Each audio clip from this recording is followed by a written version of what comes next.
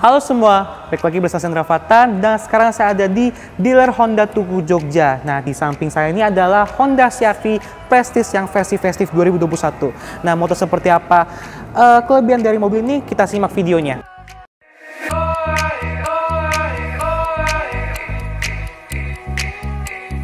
Langsung aja masuk ke eksterior dari Honda CR-V Prestige facelift. Nah, kelihatan dari sini sebenarnya sekilas memang ya mungkin sama seperti mirip dengan versi sebelumnya. Cuman yang paling membedakan di tagan depan ini adalah di bagian bumpernya nih. Sekarang bumper ini jadi kelihatan dia punya mulut yang kelihatan besar banget dan kelihatan lebih gagah begitu khas SUV. Dengan ada plastik hitam yang besar, lalu ada ornamen chrome yang memanjang sampai ke samping dan tetap dilengkapi dengan fog lamp LED yang ada 1, 2, 3, 4, 5 titik LED lampunya. Lalu di grillnya ini juga kelihatannya masih mirip dengan versi sebelumnya, cuman dia ini kayak kelihatannya kayak mirip grillnya aksesorisnya modulo begitu, dengan bagian bawah sini ini dikasih label warna hitam, kalau sebelumnya dia dikasih warna chrome gitu. Lanjut, di grill ini dia juga ada kotak yang isinya adalah fungsinya ada buat radar. Kenapa? Karena khusus di tipe Prestige atau tipe termahalnya CR-V itu sudah dilengkapi dengan Honda Sensing. Nanti kita bahas lebih lengkapnya di selanjutnya. Lalu tetap ada ornamen chrome memanjang sampai ke samping. Lalu lampunya tetap dia menggunakan lampu LED multi reflektor seperti ini, tetap dilengkapi dengan DRL, dan lampu sennya itu sekarang sudah menggunakan model sequential atau kita kenal dengan istilah running lamp begitu di sini. Tuh, ini itu lanjutkan.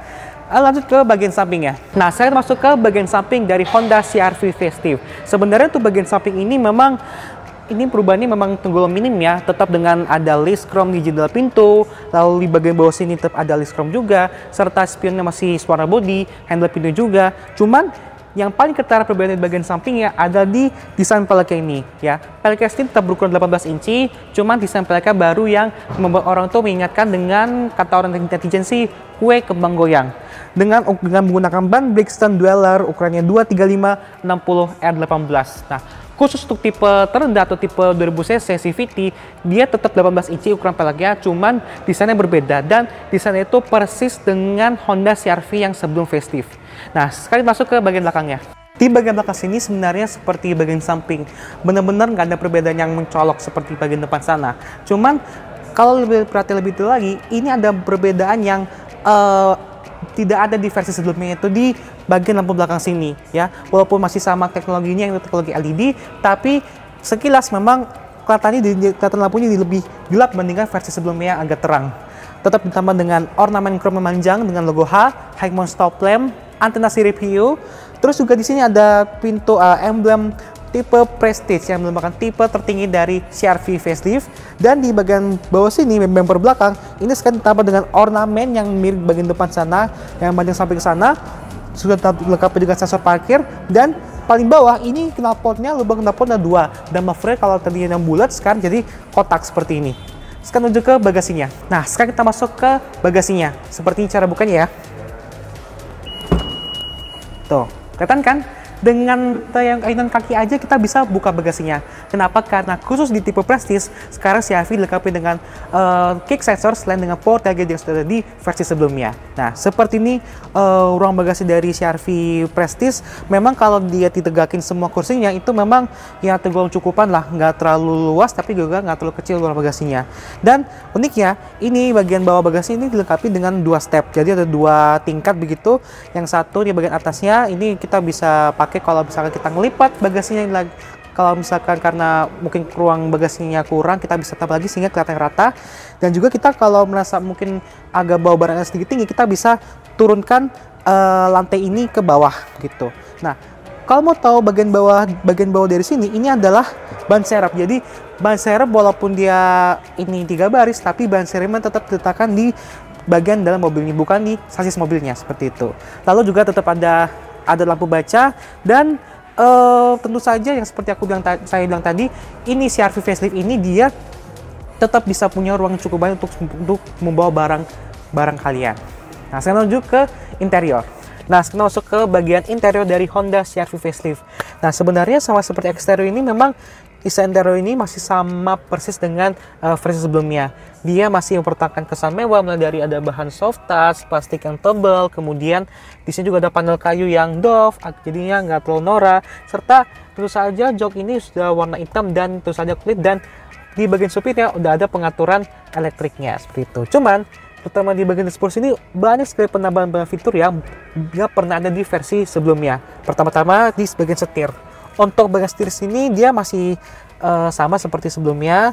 Dia memang desainnya itu mirip yang juga dipakai oleh Honda Civic begitu. Tapi sekarang di bagian tombol kiri kanan untuk kenyamanan jari-jarinya, ini sekarang udah ditambah tombol buat pengaturan volume. Jadi volume sekarang dipisah di bagian sini yang memberikan kesan yang indes begitu. Nah, di sini ada tombol tekan volumenya, naikin segala macam. Ini di sini kemudian pengatur MID-nya, lalu bagian kiri sebelah bawahnya ada buat Bluetooth, dan di bagian sebelah kanan ini buat cruise control. Dan untuk tipe presets ini terus dilengkapi dengan tipe adaptive cruise control-nya. Nah, lanjut terus di bagian belakang juga ada adhesive, dan di depan sananya ada panel instrumen sekarang full digital akhirnya. Setelah sekian lama udah dapat full digital. Ukuran sendiri 7 inci, di sebelah kiri ada temperatur, dan sebelah kanan ada konsumsi BBM. Nah, sekarang kita ngatur-ngatur apa aja di sebelah sini. Di tengah-tengah sini ada, paling atas ada tachometer, lalu ada di sini ada digital speedometer. Ini di bagian tengah informasi, ada animasi mobil juga. Terus di sini ada kode transmisi, dan ini adalah tanda bahwa fitur-fitur seperti adaptive cruise control dan lane keep assist ini bekerja seperti itu. Akan masuk ke informasi di panel seperti apa. Kita tekan tombolnya. Nah, di sini kita akan langsung dulu. Nah, pertama-tama sini ada konsumsi BBM seperti ini. Lalu di sini ada rata-rata jarak tempuh dan lama perjalanannya. Lanjut di sebelah sini ada, nah ini yang baru di CR-V juga dilengkapi dengan driver attention level yang fungsinya untuk memberikan peringatan kepada pengemudi jika pengemudi ini diketahui sudah mulai kelelahan saat berkendaranya. Lanjut di sini ada lagi pengingat servis. Lalu di sini juga ada untuk head unitnya, radio dan segala macam, telepon. Lalu di sini terakhir ada informasi ini seperti apa ya, animasi mobilnya, kalau misalkan ada pintu kebuka, lalu ada penanda bahwa harus ngisi BBM dan segala macam. Lalu untuk nyalain mesinnya. Gitu. Jadi sekarang udah jauh lebih canggih dan lebih valuable untuk versi ini dibandingkan versi sebelumnya. Nah, lanjut di sini sayangnya spionnya masih manual, masih auto dimmingnya seperti ini. Lalu nah sekarang di head unitnya ini sama seperti di bagian panel instrumennya, dia sekarang sudah indes, sudah OEM langsung dari pabrik Hondanya, bukan aftermarket.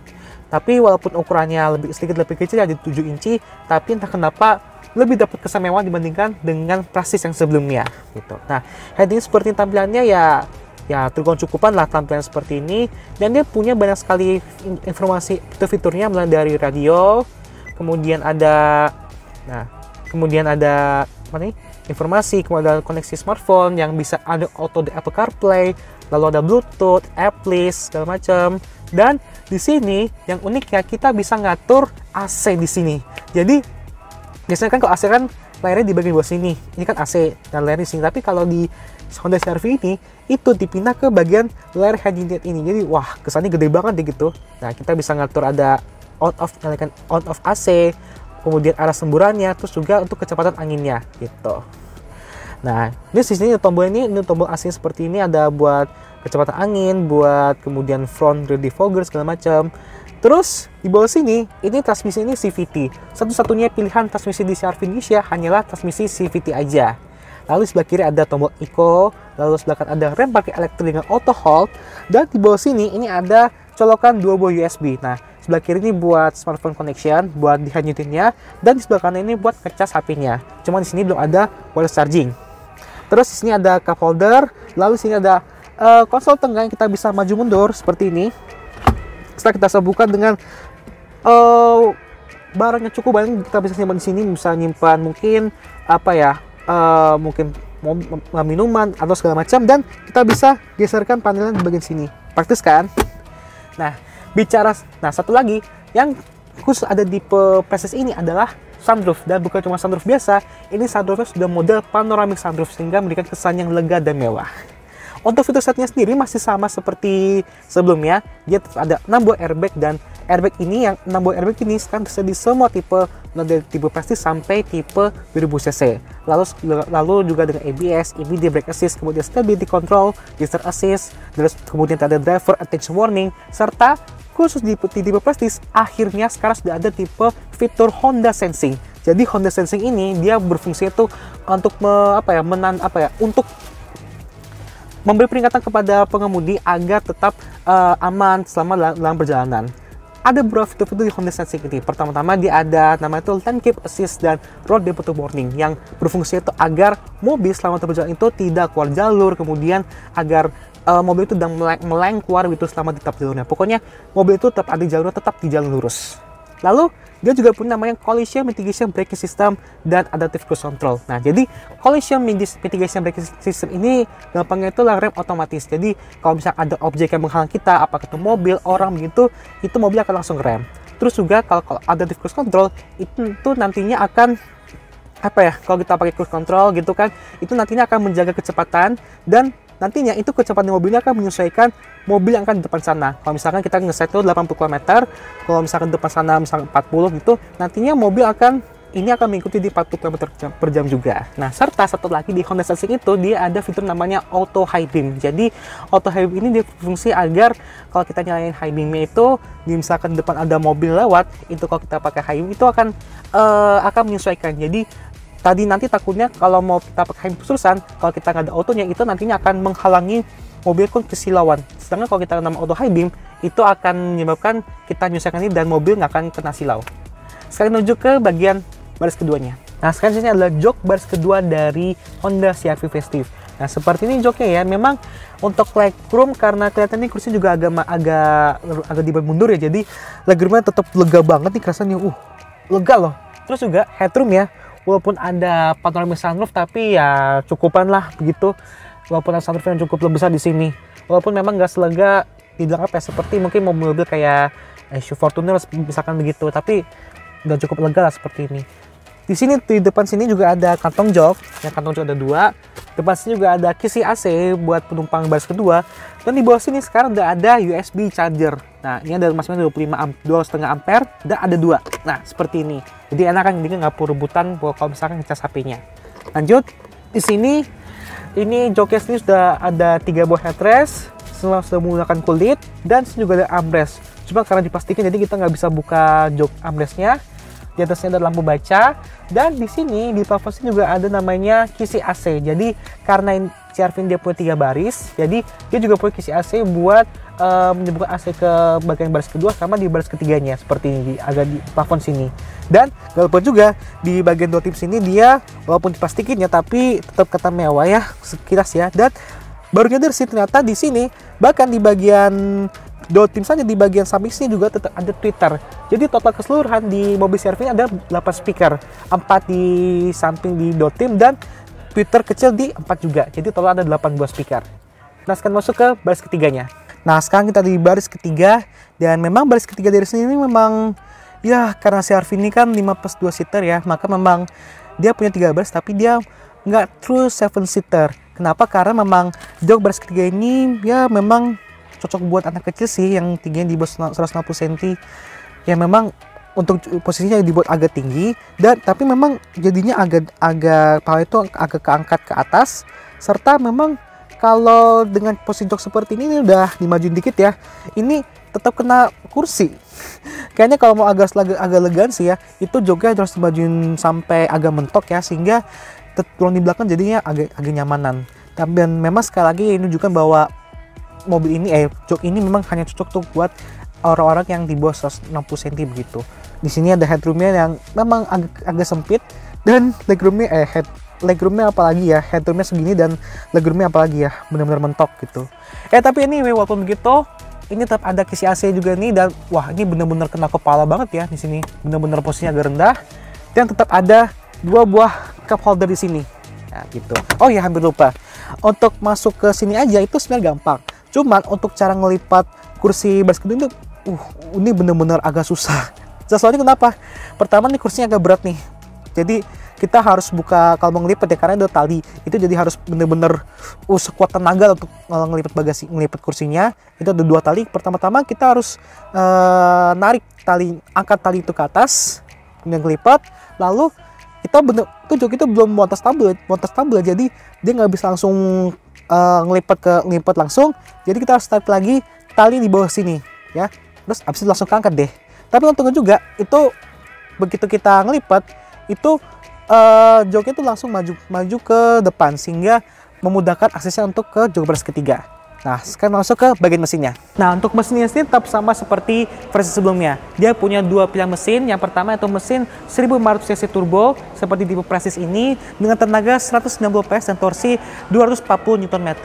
Dan juga dia juga punya mesin satu lagi yang tenaga sedikit lebih kecil, yaitu mesin 2000 cc tenaganya 154 PS dan torsi 189 Nm. Yang itu hanya tersedia di tipe 2000 cc CVT. Nah, semua tipe baik itu tipe 2000 cc, 1500 cc turbo, serta 1000 cc turbo Prestige itu hanya punya satu pilihan transmisi, yaitu transmisi CVT ya.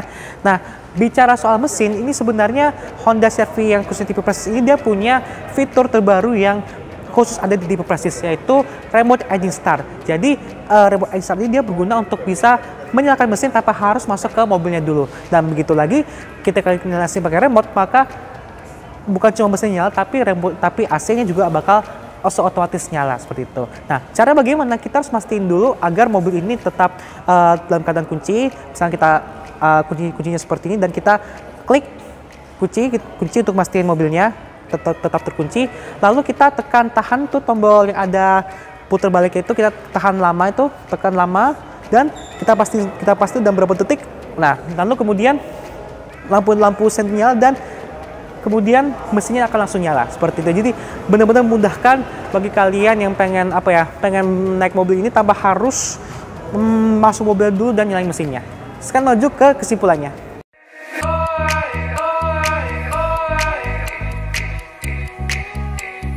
Nah, sekarang kita masuk ke kesimpulan dari Honda CR-V Prestige facelift ini. Nah, kalau kita bicara desainnya aja, walaupun dia masih sama seperti versi sebelumnya, tapi sekarang jadi kelihatan lebih segar, lebih sporty. Apa yang ditambah dengan bumper yang kelihatannya memberikan kesannya gagah, lalu juga peleknya yang ya memberikan a little bit sporty lah begitu. Dan juga tetap dengan membawa ciri khas dari CR-V yang sudah ada dari tahun 2007. Maksudnya kenapa? Jadi kalau kita bicara desain sampingnya aja ini, memang desain samping itu memang dia masih ada membawa ciri khas dari Honda CR-V generasi ketiga kalau nggak salah di tahun yang keluar di tahun 2007, dan terus kemudian generasi keempat seperti itu mirip juga, dan generasi kelima walaupun agak sedikit lebih gede lagi, tapi desain garis sampingnya juga masih tetap mirip-mirip seperti itu. Pokoknya masih buat DNA-nya khas CR-V lah seperti itu. Lalu juga kita bicara soal fitur ya, apalagi nih yang paling jadi highlight dari Honda CR-V facelift ini. Kenapa? Karena di tipe Prestige ini aja itu nambah fitur juga cukup banyak. Selain cuma ngandelin dari mesin turbo, kemudian ada panoramic sunroof, dia sekarang ditambah fitur-fitur yang membuatnya pantas dengan harga sekitar 575 jutaan on tour Jakarta. Dan contoh misalkan di heading sekarang udah OEM walaupun dengan layar lebih kecil, tapi entah kenapa kesannya lebih mewah, kemudian lebih canggih, kita bisa nyentuh pokoknya istilahnya indes gitu. Terus juga apalagi di panel instrumen yang sudah full digital, sehingga pengemudi ini tetap kerasa seperti berada di mungkin di perjalanan jauh, itu canggih lah rasanya. Dan satu lagi yang paling penting adalah Honda Sensing yang juga sekali lagi eksklusif di tipe Prestige. Nah, Honda Sensing ini membuatnya ini membuat CR-V pantas di harga 570 jutaan karena fitur-fitur safety juga bisa dikatakan cukup mendukung bagi pengendara selama perjalanan. Jadi nggak perlu lagi dengan bantuan hanya benar-benar bantuan dari kita sebagai pengendara, tapi juga mungkin dari sensor, sehingga dengan harga sekali lagi tidak perlu dilakukan lagi kecanggihan dari Honda CR-V ini. Oke, tadi kesimpulan dari Honda CR-V Facelift. Terima kasih bagi sudah nonton video review mengenai Honda CR-V Prestige versi Facelift 2021. Nah, terima kasih buat Mas Eri dari Honda Tugu Jogja sudah memberikan kesempatan kami untuk mereview mobil ini. Kalau mau kontak, mau nanya soal Honda terbaru itu, bisa langsung kontak di description. Nah, terima kasih untuk nonton juga. Jangan lupa juga untuk klik like, share, serta juga bantu subscribe channel Indra Fatan, dan coba juga untuk nyalakan loncengnya. Nah, sekali lagi saya mengucapkan terima kasih buat sudah nonton semua video dari Indra Fatan, apalagi video baru ini, dan nantikan video terbaru dari Indra Fatan selanjutnya. Bye-bye!